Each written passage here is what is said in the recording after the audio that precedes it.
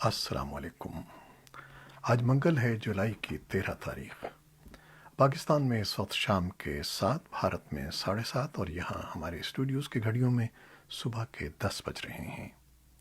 Voice of America Washington کی Urdu service سے میں ہوں خالد حمید، خبروں کے ایک بلیٹن کے ساتھ۔ زیر حراست افراد کے خلاف تشدد اور دوران حراست موت کی روک تھام اور سزا کے بل کے پاکستان کی سینٹ میں منظوری کے اقدام کو انسانی حقوق کی بین الاقوامی اور مقامی تنظیموں نے خوش آئند قرار دیتے ہوئے اس توقع کا اظہار کیا ہے کہ قومی اسمبلی بھی اس بل کو جلد منظور کر لے گی۔ انسانی حقوق کی تنظیمیں ایک عرصے سے حکومت سے مطالبہ کرتی آ رہی تھیں کہ اقوام متحدہ کے تشدد کے خلاف کنونشن کے تحت ایسے واقعات کو جرم قرار دیا جائے۔ منظور کیے گئے بل میں نہ صرف تشدد کی جامع تعریف وضع کی گئی ہے، بلکہ دوران حراست تشدد اور جنسی زیادتی کے واقعات میں ملوث پائے جانے والے اہلکاروں کے لیے جرمانے کے ساتھ قید کی سزائیں بھی تجویز کی گئی ہیں۔ خیبر پختونخوا کے قبائلی ضلع اورکزئی اور کرم کے سرحدی علاقوں میں ایک کارروائی کے دوران ایک افسر سمیت سیکورٹی فورسز کے 2 اہلکاروں نے جان دے دی اور 3 زخمی ہو گئے۔ ایک روز قبل نجی موبائل کمپنی کے اغوا کیے جانے والے 6 میں سے ایک شخص کی لاش ملنے کے بعد پولیس حکام کے مطابق مغویوں کی بحفاظت بازیابی کے لیے سیکورٹی فورسز کے مشترکہ دستوں نے کارروائی شروع کر دی تھی۔ یہ 6 افراد نجی کمپنی کے ان 16 ملازمین میں شامل تھے جنہیں 26 جون کو وسطی کرم کے ایک علاقے سے اغوا کیا گیا تھا۔ افغانستان میں امریکی فوج کے اعلیٰ ترین کمانڈر نے پیر کے روز کابل میں ایک تقریب کے دوران اپنا عہدہ چھوڑ دیا۔ وائس آف امریکہ کی نمائندہ کارلا بیب نے اپنی رپورٹ میں لکھا ہے کہ جنرل اسکاٹ ملر کا افغانستان میں امریکی اور اتحادی افواج کے کمانڈر کی ذمہ داری سے علیحدہ ہونا امریکی فوجی انخلا کا علامتی اختتام ہے۔ جنرل ملر نے کابل کے امریکی فوجی ہیڈ کوارٹر میں ایک مختصر تقریب کے دوران خطاب کیا۔ جنرل اسکاٹ ملر نے سن 2018 سے افغانستان میں امریکہ کے اعلیٰ ترین کمانڈر کی حیثیت سے اپنی خدمات سر انجام دی تھیں۔ اب باقی ماندہ ایام کے لیے افغانستان میں رہ جانے والی امریکی فوج کی کمان امریکی سینٹرل کمانڈ کے سربراہ میرین جنرل فرینک میکنزی کو منتقل ہو گئی ہیں۔ جنرل فرینک میکنزی پیر کی صبح کابل پہنچے، جہاں انہوں نے افغانستان میں موجود امریکی فوج کی کمان سنبھالی۔ جنرل میکنزی فلوریڈا کے شہر ٹیمپا میں سینٹرل کمانڈ کے ہیڈ کوارٹرز سے افغانستان کے معاملات کی نگرانی کریں گے۔ کابل انٹرنیشنل ایئرپورٹ کو تحفظ فراہم کرنے کے لیے افغانستان اور ترکی کی حکومت کے درمیان ایک معاہدہ طے پا گیا ہے۔ افغانستان سے امریکی اور نیٹو فورسز کے جاری انخلا اور ملک کے مختلف حصوں میں طالبان کے بڑھتے ہوئے حملوں اور اضلاع پر قبضوں سے کابل میں واقع حامد کرزئی انٹرنیشنل ایئرپورٹ کی سلامتی اور تحفظ کے لیے خدشات پیدا ہو گئے تھے۔ امریکی عہدیداروں نے اس سے قبل یہ اشارہ دیا تھا کہ ترکی، جو نیٹو کا رکن ہے اور جس کے فوجی افغانستان میں نیٹو کے مشن میں شریک ہیں، کابل کے انٹرنیشنل ایئرپورٹ کو سیکیورٹی فراہم کر سکتے ہیں تاکہ بیرونی ملکوں سے رابطہ کھلا رہے۔ دوسری جانب طالبان کا مطالبہ افغانستان سے تمام غیر ملکی افواج کی واپسی کا ہے، اور وہ اعلانیہ کہہ چکے ہیں کہ وہ اس سرزمین پر ترکی سمیت کسی بھی غیر ملکی فوجی کی موجودگی کی مخالفت کریں گے۔ افغان صدر اشرف غنی نے منگل کے روز بلخ میں افغان سیکورٹی فورسز کے علاقائی اور صوبائی سربراہوں کے علاوہ بلخ کے ایک سابق گورنر عطا محمد نور اور حزب اسلامی سے الگ ہو جانے والے لیڈر جمعہ خان ہمدرد سے ملاقات کی۔ افغانستان بھر میں طالبان کی جاری پیش قدمی کے بعد صدر کا یہ دوسرا صوبائی دورہ تھا۔ دریں اثنا قومی مصالحت کی اعلیٰ کونسل کے چیئرمین عبداللہ نے یو ایس سینٹ کام کے کمانڈر جنرل کینتھ میکنزی سے ملاقات کی اور امن کے عمل سمیت افغانستان کی موجودہ صورتحال پر تبادلہ خیال کیا۔ افغانستان کے صدر حامد کرزئی نے کہا ہے کہ طالبان کو امن قائم کرنا چاہیے۔ اضلاع پر قبضہ کر کے وہ کچھ بھی حاصل نہیں کر سکیں گے۔ منگل کے روز کابل میں ایک نیوز کانفرنس میں انہوں نے مزید کہا کہ جلد ہی طالبان اور افغان اسلامی جمہوریہ کی مذاکراتی ٹیمیں دوحہ میں دوبارہ امن مذاکرات شروع کر دیں گی۔ بھارت کی قومی تفتیشی ایجنسی نیشنل انویسٹیگیشن ایجنسی یا NIA نے اس کے زیر انتظام کشمیر میں متعدد مقامات پر چھاپے مار کر تقریباً 1 درجن ایسے افراد کو حراست میں لے لیا ہے جن کے بارے میں اس کا دعویٰ ہے کہ وہ ایک ایسی سازش میں ملوث تھے جس کا مقصد ملک کے جلد اثر قبول کرنے والے مسلم نوجوانوں کو دولت اسلامیہ یا داعش میں بھرتی کر کے ان کے ذریعے ریاست کے خلاف پرتشدد جہاد چھیڑنا تھا۔ NIA نے بتایا کہ پوچھ گچھ کے لیے حراست میں لیے گئے افراد میں سے 3 کو باضابطہ طور پر گرفتار کر لیا گیا ہے کیونکہ ان کے بارے میں یہ تصدیق ہو چکی تھی کہ وہ داعش کے فعال رکن ہیں۔ یہ چھاپے بھارت کے زیر انتظام کشمیر کے صدر مقام سری نگر اور جنوبی ضلع اننت ناگ میں ڈالے گئے اور اس کارروائی میں NIA کو مقامی پولیس اور بھارت کی وفاقی پولیس فورس CRPF کی اعانت حاصل تھی۔ میانمار کی بازول شہری حکومت کی رہنما آنگ سان سوچی پیر کے روز دارالحکومت نیپی داہ میں کمرے عدالت میں موجود تھیں۔ وہ فوجی جنتا کی طرف سے اپنے خلاف عائد بدعنوانی سے متعلق الزامات کے بارے میں سماعت کے لیے آئی تھیں۔ معزول صدر یو ون منٹ کے خلاف ڈیزاسٹر مینجمنٹ قانون کی خلاف ورزی کرنے کے الزامات پر بھی سماعت ہوئی۔ سماعت آئندہ ہفتے پھر شروع ہوگی۔ عراق کے جنوبی شہر ناصریہ میں کورونا وائرس کے ایک ہسپتال میں پیر کو لگنے والی آگ سے کم از کم 44 افراد ہلاک اور 67 زخمی ہو گئے ہیں۔ وزیر اعظم مصطفیٰ کاظمی نے متعلقہ ذمہ دار حکام کی گرفتاری کا حکم دیا ہے۔ خبر رساں ادارے رائٹرز کے مطابق عراق کے صحت اور پولیس حکام نے ہسپتال میں آتش زدگی کے نتیجے میں ہونے والی اموات کی تصدیق کرتے ہوئے کہا ہے کہ آگ ممکنہ طور پر آکسیجن ٹینک کے دھماکے کے باعث لگی ہے۔ عراق کا نظام صحت کورونا وائرس کے خلاف جدوجہد میں دباؤ کا شکار ہے اور ملک میں اب تک 14 لاکھ سے زائد افراد متاثر اور 17,000 سے زائد ہلاک ہو چکے ہیں۔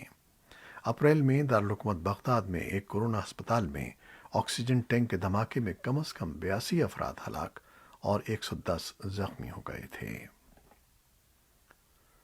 امریکہ کے صدر جو بائیڈن اور اٹارنی جنرل میرک گارلینڈ نے پیر کے روز کئی اہم میونسپل اور قانون نافذ کرنے والے عہدیداروں کے ساتھ امریکہ کے کلیدی مسئلے اسلحے سے منسلک بڑھتے ہوئے جرائم پر تبادلہ خیال کیا۔ کئی اداروں کی رائے میں موجودہ سال سن 2021 گزشتہ 2 اشروں کے دوران امریکہ کا سب سے زیادہ ہلاکت خیز سال بن سکتا ہے۔ ایک گروپ گن وائلنس آرکائیو کے مطابق اس سال اب تک پہلے ہی 10,700 سے زیادہ افراد فائرنگ کے واقعات میں ہلاک ہو چکے ہیں، جن میں سے کچھ واقعات حادثاتی طور پر رونما ہوئے جبکہ زیادہ تر کا تعلق قتل کرنے کی نیت، ڈکیتی اور ہجوم کو ہدف بنا کر گولیاں چلانے سے تھا۔ اس طرح کے واقعات خریداری کے مراکز اور دیگر پرہجوم جگہوں پر پیش آئے۔ صدر بائیڈن گن وائلنس کو امریکہ کی ایک وبا اور دنیا بھر میں باعث شرمندگی قرار دے چکے ہیں، لیکن وہ ابھی تک اس مسئلے کے حل میں بے بس دکھائی دیتے ہیں۔ امریکہ میں قدامت پسند ریپبلکن قانون دان اسلحے پر پابندی کے سخت قانون کے خلاف ہیں، جبکہ اعتدال پسند ڈیموکریٹس اسلحے کی فروخت پر عائد کی جانے والی نئی پابندیوں کی حمایت کرتے ہیں۔ امریکہ کے وزیر خارجہ اینٹنی بلنکن نے قتل عام اور جبر کی روک تھام پر پیر کو ایک سالانہ رپورٹ جاری کی جس میں کہا گیا ہے کہ 6 ملکوں میانمار، چین، ایتھیوپیا، عراق، شام اور جنوبی سوڈان میں قتل عام اور جبر کے واقعات پیش آ رہے ہیں۔ رپورٹ میں یہ بھی کہا گیا کہ امریکی حکومت کس طرح ان جرائم کو روکنے کے لیے مالی، سفارتی اور دوسرے اقدامات کا استعمال کر رہی ہے۔ بلنکن نے مزید کہا کہ ہم مربوط بین الاقوامی دباؤ اور رد عمل سامنے لانے کے لیے اپنے تمام دستیاب وسائل استعمال کریں گے۔ امریکی بحریہ نے چین کے ان دعووں کو مسترد کر دیا ہے جن میں کہا گیا تھا کہ پیر کے روز جنوبی بحیرہ چین کے متنازع پارسل جزیرے سے گزرنے والے ایک امریکی بحری جنگی بیڑے کو وہاں سے ہٹنے پر مجبور کیا گیا۔ بحریہ نے بتایا ہے کہ تباہ کن سمندری بیڑا جہاز رانی کے سفر کی آزادی کو یقینی بنانے کے مشن پر اس چھوٹے سے جزیرے کے قریب سے گزرا جو جنوبی چین اور ویتنام کے مشرق میں واقع ہے۔ بحریہ نے ایک بیان میں کہا کہ اس کارروائی کا مقصد چین، تائیوان اور ویتنام کی جانب سے آزادانہ سفر میں عائد کی جانے والی غیر قانونی پابندیوں کو چیلنج کرنا تھا۔ تینوں ملک ان جزیروں پر حق ملکیت جتاتے ہیں اور وہاں سے گزرنے والے تمام فوجی جہازوں کو پیشگی اجازت لینے پر پابند کرنے کی کوشش کرتے ہیں، جس کا پیر کے دن امریکہ نے انکار کیا۔ امریکی بحریہ نے کہا کہ جنوبی بحیرہ چین کے پانیوں میں اس طرح کے دعوے سمندروں میں آزادانہ سفر کے لیے شدید خطرے کا باعث ہیں، جس میں جہاز رانی، فضائی حدود، آزاد تجارت اور بغیر روک ٹوک کے کاروبار سے متعلق دعوے شامل ہیں۔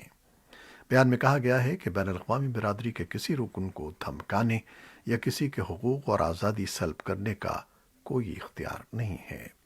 رائٹرز کی ایک خبر کے مطابق چین کے اہلکاروں نے پیر کے دن اسے اشتعال انگیزی قرار دیتے ہوئے امریکہ پر زور دیا کہ ایسی کارروائی بند کی جائے۔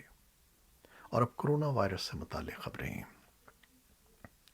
پاکستان میں کرونا وبا سے نمٹنے کے لیے سرگرم ادارے national command and operation centre NCOC کے سربراہ اسد عمر کا کہنا ہے کہ ملک میں پیر کو پہلی بار ویکسین کی 5,25,000 خوراکیں لگائی گئی ہیں۔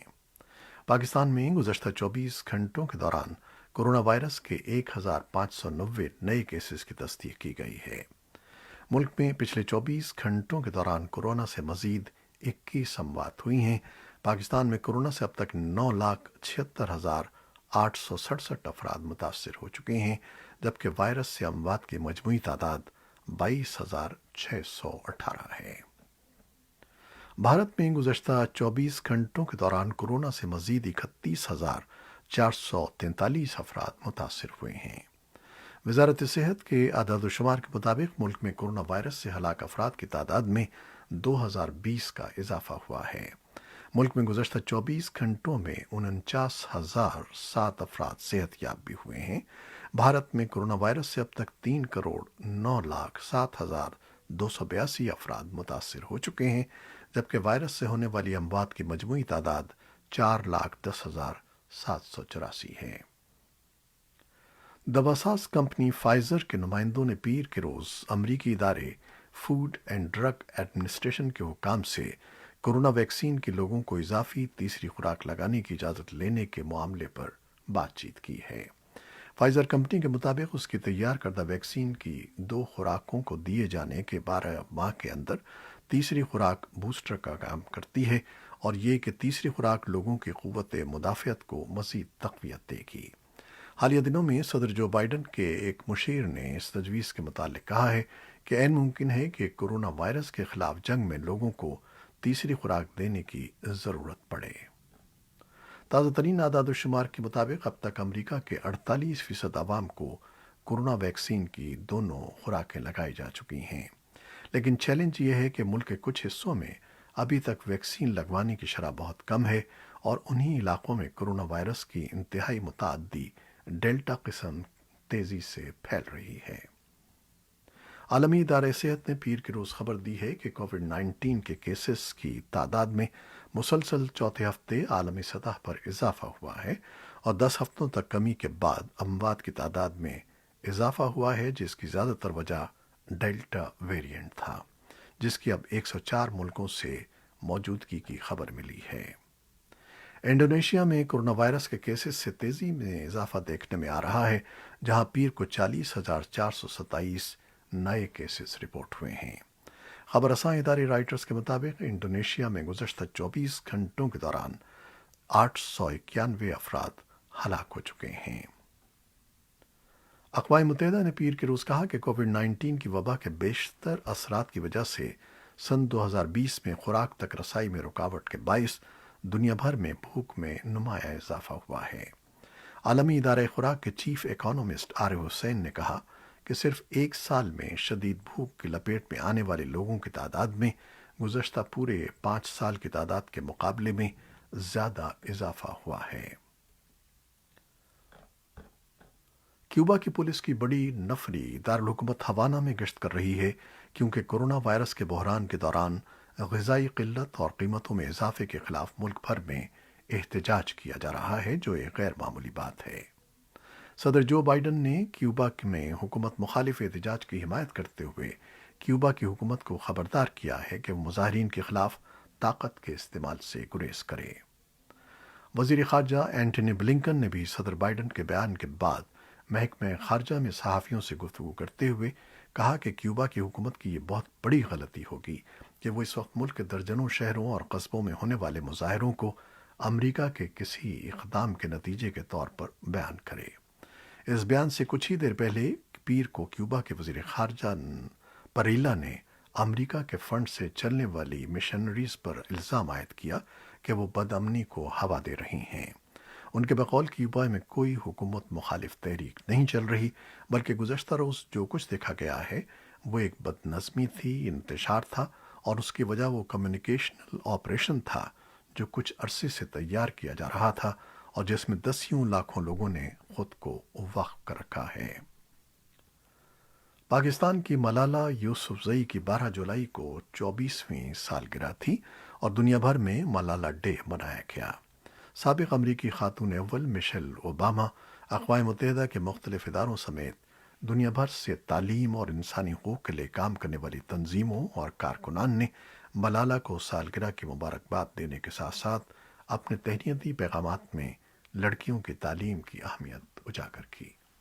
ये थी वो खबरें जो फेसबुक लाइव पर हमने आपके लिए पेश की।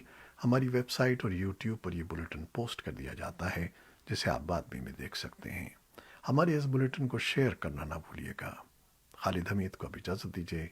अल्लाह हाफ़िज़।